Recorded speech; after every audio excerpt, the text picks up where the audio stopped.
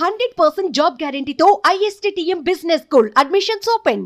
రాష్ట్రానికి సంబంధించిన అనుమతుల విషయంలో నిధుల విడుదలకు సంబంధించిన అంశాలలో తెలంగాణ రాష్ట్ర అభివృద్ధికి సహకరించమని చెప్పి వారిని కలిసి వినతి పత్రాలు అందించడం జరిగింది.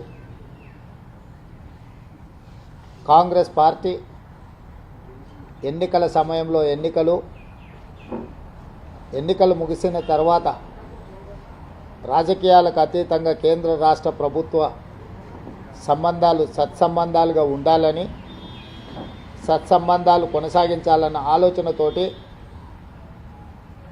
కేంద్ర మంత్రులను, ప్రధానమంత్రిని అందరినీ కలిసి వివిధ శాఖలలో రాష్ట్రానికి సంబంధించిన సమస్యల మీద వాళ్ళకి వినతి పత్రాలు ఇవ్వడం జరిగింది.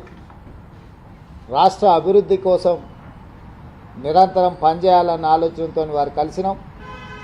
వారి వైపు నుంచి కూడా సానుకూల స్పందన కనిపించింది.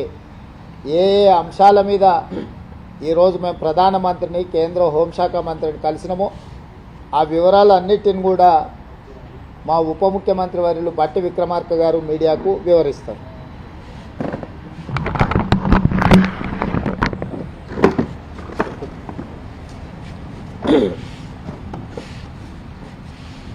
మీడియా మిత్రులందరికీ కూడా ముందుగా నమస్కారాలు.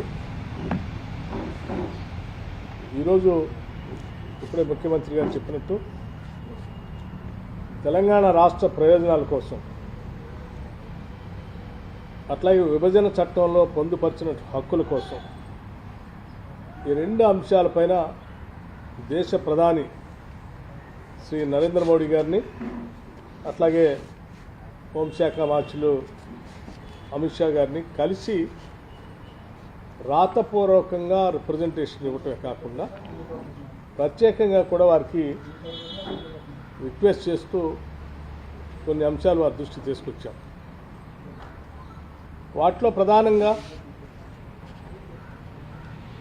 తెలంగాణ రాష్ట్రానికి సంబంధించి అతిపెద్ద పబ్లిక్ సెక్టర్ అండర్టేకింగ్గా ఉన్నటువంటి సింగరేణి కాలనీస్ సంబంధించి గోదావరి వ్యాలీ పరివాహ ప్రాంతంలో ఉన్నటువంటి కోల్ బ్లాక్స్ అన్నింటినీ కూడా ఆక్షన్ లేకుండా సింగరేణి పబ్లిక్ సెక్టర్ అండర్టేకింగ్కి కేటాయించవలసిందిగా వారిని ప్రత్యేకంగా కోరాం. అట్లాగే ప్రతి రాష్ట్రంలో కూడా ఒక Indian institute of management IIM సంబంధించి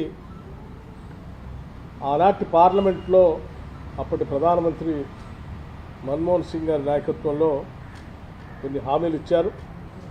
తెలంగాణ రాష్ట్రానికి కూడా ఒక IIMని ఇంకా 10 సంవత్సరాలు అవుతున్నా రాలేదు. దయచేసి దాన్ని కూడా శాంక్షన్ చేయమని కోరాం. అట్లాగే ఆనాటి విభజన కంటే ముందు రాష్ట్రానికి సంబంధించిన ITIR ప్రాజెక్ట్ పెద్ద ఎత్తున ఉపయోగపడే కార్యక్రమంలో భాగంగా తెలంగాణ రాష్ట్రానికి ఆనాటి ప్రభుత్వం శాంక్షన్ చేసింది. 2014 తర్వాత TRS పార్టీ ప్రభుత్వాన్ని ఏర్పాటు చేసి 10 సంవత్సరాలు దాని గురించి పట్టించుకోకుండా గాలికి వదిలేయటం వల్ల ITIR ప్రాజెక్టు మేము కోల్పోయాం. దాన్ని తిరిగి పునరుద్ధరించి తెలంగాణ రాష్ట్రానికి ఇవ్వాల్సిందిగా కూడా ప్రత్యేకంగా కోరాం. అట్లాగే విభజన చట్టంలో పొందుపరిచినటువంటి రైల్వే కోచ్ ఫ్యాక్టరీకి సంబంధించి కాజీఫ్యాట్ రైల్వే కోచ్ ఫ్యాక్టరీకి సంబంధించి ప్రత్యేకంగా వారికి గుర్తు చేసి దీన్ని కూడా మంజూరు చేయవలసిందిగా కోరారు. అలాగే అతి ముఖ్యమైనటువంటి అంశం, దేశంలోనే డిఫెన్స్ రంగంలో కానీ స్ట్రాటజిక్గా కానీ అనువైన ప్రాంతంగా ఉన్నటువంటి తెలంగాణ రాష్ట్రంలో అనేక డిఫెన్స్ సంబంధించిన పబ్లిక్ సెక్టర్ సంబంధించిన పరిశ్రమలు ఉన్నాయి.